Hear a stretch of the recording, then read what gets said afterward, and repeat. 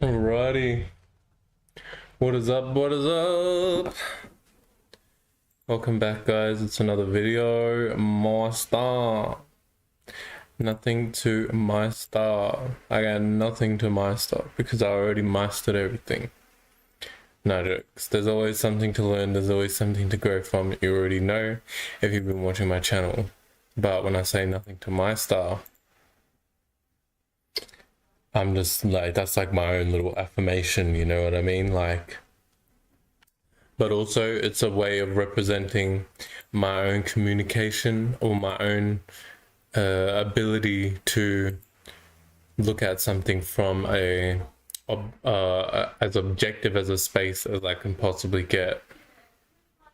Hence, nothing to my start, you know, communicating with nothing, with no thing, and giving myself or having the ability to jump into that kind of space of spirit where I'm able to see things from the outside looking in rather than being lost in the mind, you know. I'm in nothing to my star, aka my star relating to nothing, you know what I mean? So, and if you don't know, then you don't know. Maybe you need to watch a few more of my videos in the past that I've made, and that might help you to get a little bit of a better grasp of what I'm trying to get at. So I'm just going to check if I can even find my freaking phone. I don't think I have my phone here on me. So we'll just check on my computer how we're going. Bear with me, guys. The volume may be shit. Actually, you know what? I'm just going to mute for a split second.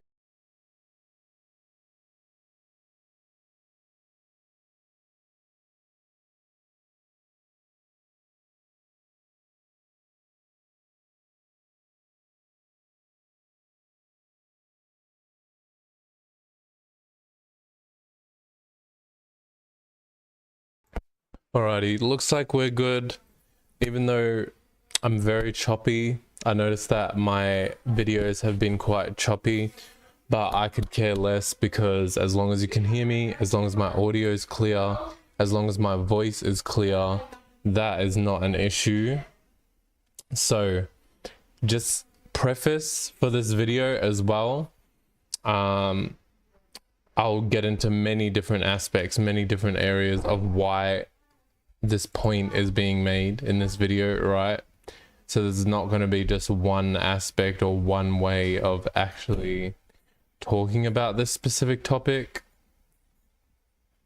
However, you know, a lot of people may get the misconception or may, you know, especially people who are heavily programmed, you know, you may even look at this video and you may be like, wow, that's so disrespectful. How can you say that ANZAC is genocide? Like, that is so disrespectful, you know, disrespecting the people who risk their lives and so on and so forth. This video is not necessarily for you guys, and if anything, the shock value is what I'm trying to get at, because this is something that people need to be more aware of in the first place. And if me being disrespectful is one of the things that's going to make people aware of some of the greater picture of what's actually going on, like as you can tell in the description, just the symbolism itself of the poppy is a representation of you being in a docile state, right? What does poppies represent? When people think of poppies, they automatically think of opioids. They think of heroin. Not only that, if you don't know anything about opioids or heroin, you're going to instantly think of Wizard of Oz. What is Wizard of Oz? When she goes into the field of the poppies, right, she ends up falling asleep. Not only that, everyone else with her falls asleep. And if you know anything about movies, the symbolism behind movies, every character that is the main character is just a reflection. Even the side characters are all reflections of the main character. So when Poppy and the lion and the Tin Man and what is that, the Scarecrow, all go into the field of poppies, that is representing her characteristics falling to sleep, going into a docile state as well, right? So when they represent Anzac Day using the poppy, this is not a representation of what people might think. They might think that the poppy is a remembrance, or it's a way to represent the blood that was shed because the poppy is red. That's a surface level symbolism of it. When you're actually going on a deeper scale, when I'm going on a deeper level, poppies actually represent you know, the docile state that you get in, because it makes you relaxed, it makes you at ease, it makes you not want to actually speak up. You know what I mean? So when it comes to ANZAC Day and all this stuff, it's a representation of you actually being in a docile state and not being able to speak up, not being able to fight back, right? And it's funny, it's the irony as well, because they represent ANZAC Day and say, look, this is when we fought for our country, right? And even then, like, just as a pre-thing, like, the whole reason why I even came up with this video to even talk about this is because, one, there was two things. My sister actually asked me, she's like, okay, it's ANZAC Day. I think it was like a couple days ago. I don't celebrate holidays like that. I don't celebrate any government holiday. The only holiday that I'll celebrate is like a birthday, and that's pretty much about it. I just don't fuck with that shit. It just doesn't sit right with me. So, you know, I'll, you know, to be respectful, you know, if someone says whatever, happy holidays, blah blah blah, whatever holiday it is, I'll just say, you know, thank you, happy holidays to you, respectfully. I don't celebrate, but, you know, thank you for the thought. I appreciate the thought, you know, the thought that counts, I guess. And then when it comes to not only that, my sister asking me for my opinion, it kind of got me to think about it a little bit deeper, because I don't really, as you can tell, like, I'm not aware of this. If I don't celebrate the holiday, I'm not really thinking about the holiday, you know, until someone brings it to my awareness and then says, what's your opinion on this? And that's when my mind starts to go into the different layers. And then also beyond that, I had met this guy in the city the other day, and he was from Denmark. And he had even pointed to me how when we were in the city, there was this statue, and the statue was very domineering. It was like very authoritarian. And he was like, oh, that is very, very authoritarian. Everything's very authoritarian here. And I said, that's interesting. Like, I'm interested to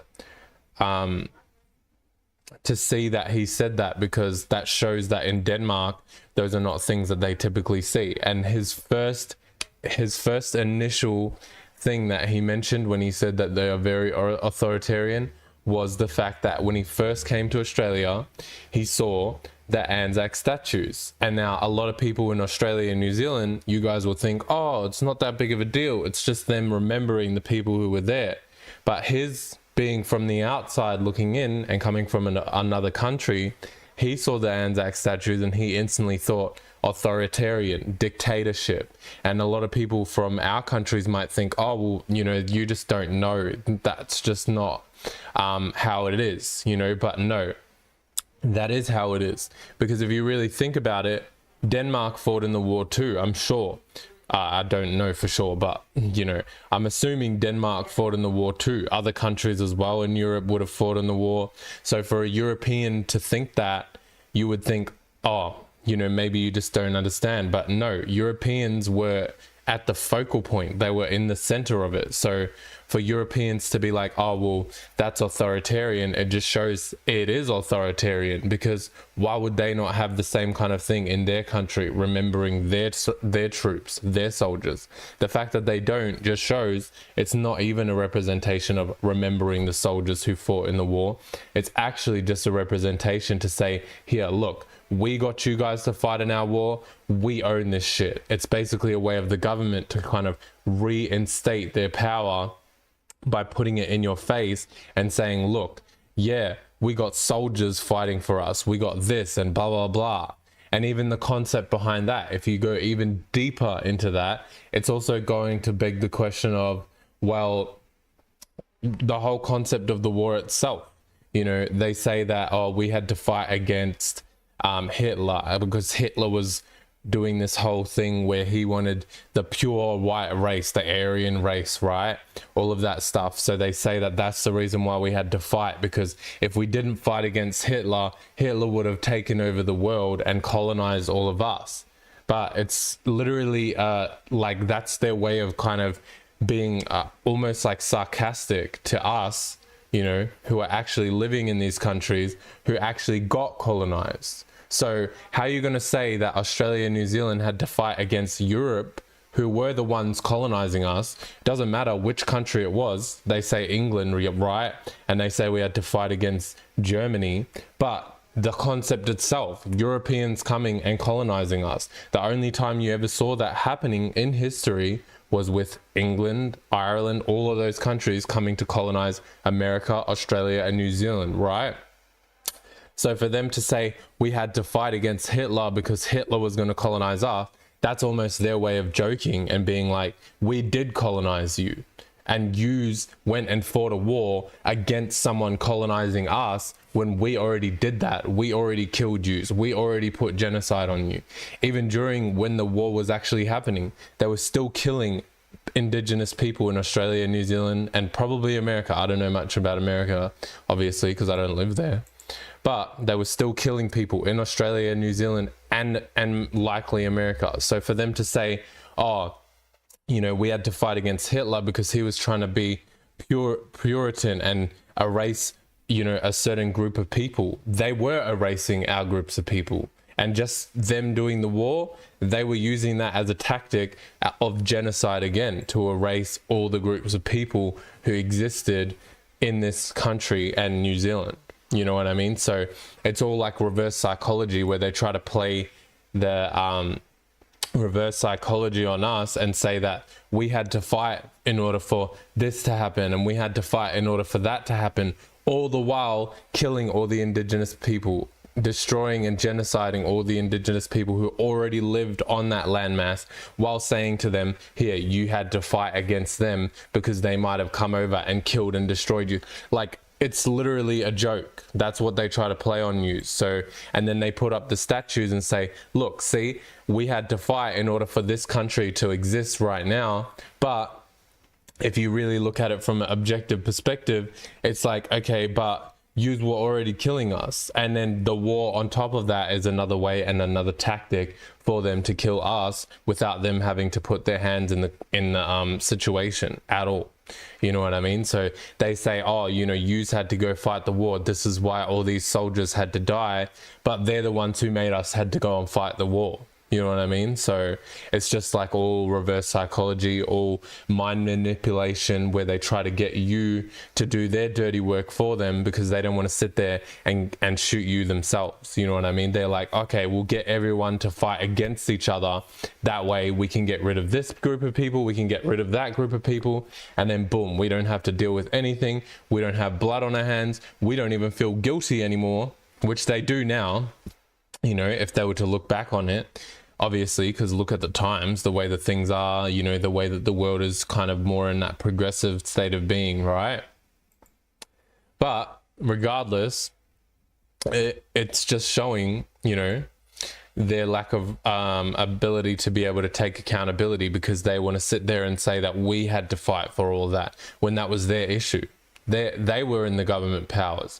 It was government against government, but yet they brought the civilization, they brought the civilians into the situation and said, here, yous need to fight this for us, you know, because we're scared that we're going to get taken over when we were already getting taken over. You know what I mean? Like, it's like it's like a sadistic, sick game that they try to play with all the people from colonized countries, and they try to make it like justified in our minds by saying we had to fight against something that we were already dealing with. We were already fighting against it, but yet then they tried to be like, oh no, you've got to go fight against this other thing that is exactly the same as what you're already dealing with. Like, it's a weird shit, a weird shit.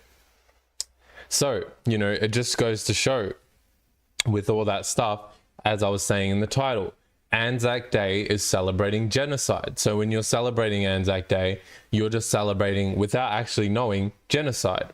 And that also goes into the whole symbolism of what do they do on Anzac Day? You know, on Anzac Day, they like to have their little moment of silence. Brought me to this kind of concept of, okay, well, why would they need the moment of silence? They like to say it's to show respect and to say, oh, because when you're dead, you can't speak, right? But no, it's also a representation of us not speaking up and us not being able to voice ourselves because we were already genocided as indigenous populations from the countries that we were from. Us not being able to voice our opinion, us not being able to voice our language, because during those times, that was when they were trying to erase our languages too. They were trying to erase our culture. They were trying to erase our history. So moment of silence is actually a representation of them celebrating, them erasing our culture, or trying to, you know, because you can't actually do that, and you haven't actually done that in our countries, right? And then also on top of that, there's an extra layer to the moment of silence. So the moment of silence is also a representation of them being like, what is it? Hear no evil, speak no evil, see no evil. If you've ever heard that saying. For those who do not know what that is, you could search it up. But also, hear no evil, speak no evil, see no evil, to put it shortly, is just a representation of like a covenant, an agreement that's done amongst people who are part of a corrupt organization. It starts with the government. That's really where it is starting from. Hear no evil, speak no evil, see no evil. It's also a representation of the whole Illuminati concept, or the whole secret society brotherhood concept, where they keep things behind wraps. They keep things behind closed doors, right? So they have the moment of silence to represent, it's like the silence of someone who's behind the scenes, someone who's manipulating things from behind what you can actually see. So you can't actually hear them, you can't actually see them, you can't actually speak to them. You know what I mean? All of that kind of stuff ties into the moment of silence, where it's representing them kind of showing, okay, we had our hand in this. We were the ones who made this all happen.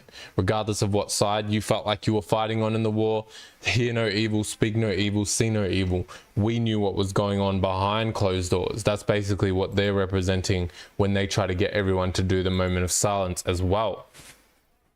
So again, there's many, many layers to this, and there's probably even more that I have even missed, you know, but this is just to kind of get you to grasp the concept of what they're actually doing behind closed doors, and how the symbolism and what they put on the front of what they're doing, you know, how they say we're celebrating and we're trying to respect the people who died. That is not what it is. When they try to broadcast stuff, they're actually trying to paint a narrative. And if anything, they'll usually try to do the opposite of whatever they say they're doing. You know, so they say they're celebrating and paying respects to people who died. They're actually doing the opposite. They're actually trying to be like, here, look, we were the ones who killed all these people. We were the ones who made all you motherfuckers die. Like, they're actually disrespecting all the people who died. So, you know, a lot of people may think that this is like just what is it, hearsay or whatever, or that I might just be pulling this out of my ass. No, this is just straight facts. And if you can't see that, then you might need to do a little bit more research into the situation, and also just kind of experience things other than the specific situation that I'm talking about, like in life in general, you know, because there's many different layers to this beyond Anzac Day. Anytime they broadcast something, anytime they put it on the forefront, they're always trying to push their own narrative. Same way how they have this whole narrative about Maori people being warlike, being warriors. They only want people to see us as warriors, because that's the best way that they can kind of demonize Maori people and make us seem like outsiders, and make it seem justified that we're in the position that we're in, rather than for other people to see, oh, well, actually, no, this is not justified. They genocided a whole country of people, and then they tried to take it over and override their system that they already have, which was actually a very peaceful and very beautiful system that ran very, very well.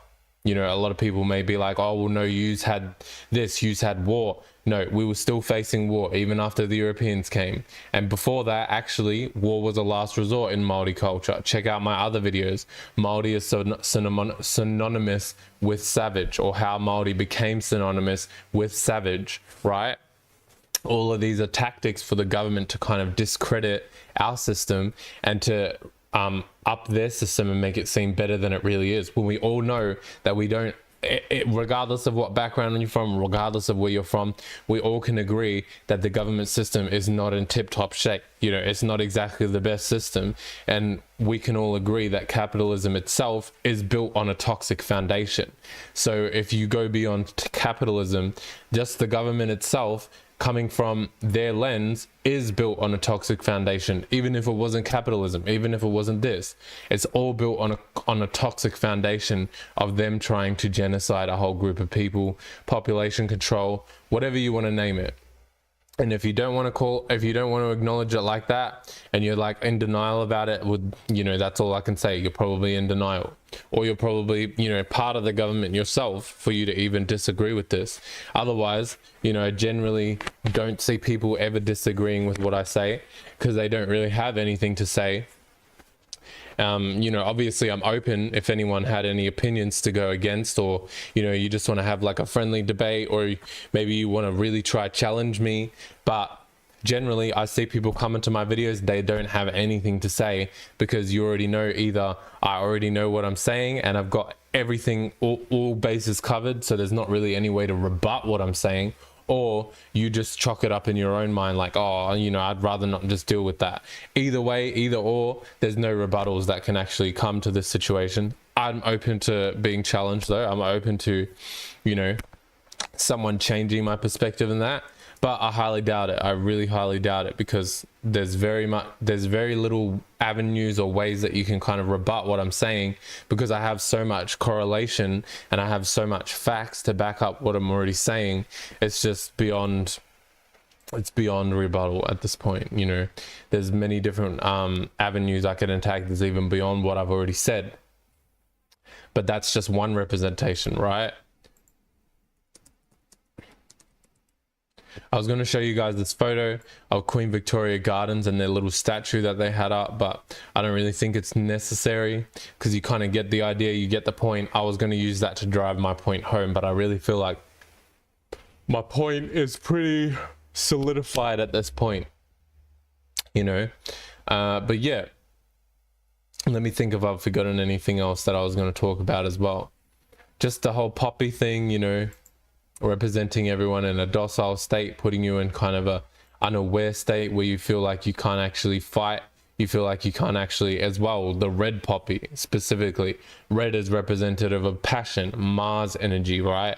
So it's, again, it's representing that whole, you not having that passion or that drive or that ability to fight against their own system or their own way of thinking, right? So everyone just kind of kept in that like unaware, you know, docile, unmotivated, all of that kind of energy state, right? And then that's what keeps everyone kind of not questioning things, not actually going against the system that's already put in place. You name it, like the list goes on, you know. But amongst, you know, all of that, I was going to say something, but then I realized that I'm just like going round and round in circles. Anyways, I'll see if I can add anything onto this. Maybe if I have any other ideas, I could add on to this and I can make another video. But I feel like this is pretty good. Like, I keep this nice, short and sweet, very like packs a punch, you know, and you get the concept of what I'm trying to bring across. If anyone has any, you know, oppositions, anyways, or even if you want to add to the conversation, you know, you have any other points that you could add on, love to hear people's comments, love to see people's you know, own perspectives on this, whether it's against or whether it's for. I'm always open to that, because I love you know, just having a friendly debate. It's one of my favorite things to do, especially in school. I used to love doing that. Yeah, it just really helps to expand and grow everyone's awareness too, you know. Even if it was an opposition, it helped me to add on to my ammunition, for me to be able to, you know, add on to my argument, and then vice versa, help you to add on to your argument. Or maybe if it doesn't, you know, one of us will be able to acknowledge and be like, okay, well, maybe I was wrong, maybe you were wrong, you know, and then we'd be able to grow and expand. And that's what it's all about, right? You know, all about growing, learning and expanding. But you know, time will tell, and we'll see. I'll see you guys for the next video, and I hope this was nice and digestible for people, you know, so that you guys can actually see where I'm coming from. And even if it wasn't, you know, I'd love to hear that feedback too. You know, maybe I was speaking a little bit too mumbly. I don't think so, but you know, I'd love to hear that if it was that case for someone. You know, maybe I wasn't clear enough, or maybe one certain part of my point wasn't exactly substantial for you to kind of get where I was coming from. And you know, you could quote that part of the video and be like, hey, you know, this part of the video, it doesn't really make sense to me, you know, whatever the case may be. I'd love to hear it all, any kinds of feedback, and I'll see you guys for the next video, guys. But yeah, ANZAC is celebrating genocide. If you don't think so, love to hear it. All right, peace. See you guys for the next video. And don't be celebrating shit that you don't know what it's about. You know, look behind the symbolism, look behind the scenes, see what is actually going on before you actually start to do their rituals and do their spells, because everything is a ritual and a spell. And when you just adhere to it and you just acknowledge it and be like, yeah, I'll just go along with this, you don't know what kind of ritual and spell you're actually celebrating.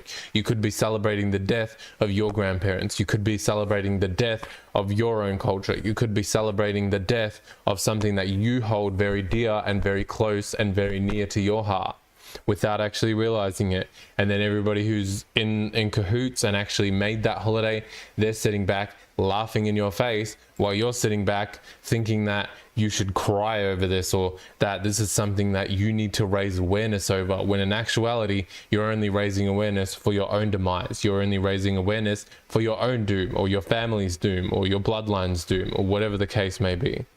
But you know, we don't want to be people like that's in that kind of energy, or celebrating that kind of bullshit. That's just going to keep us in more docile state. So at least I don't, you know, maybe you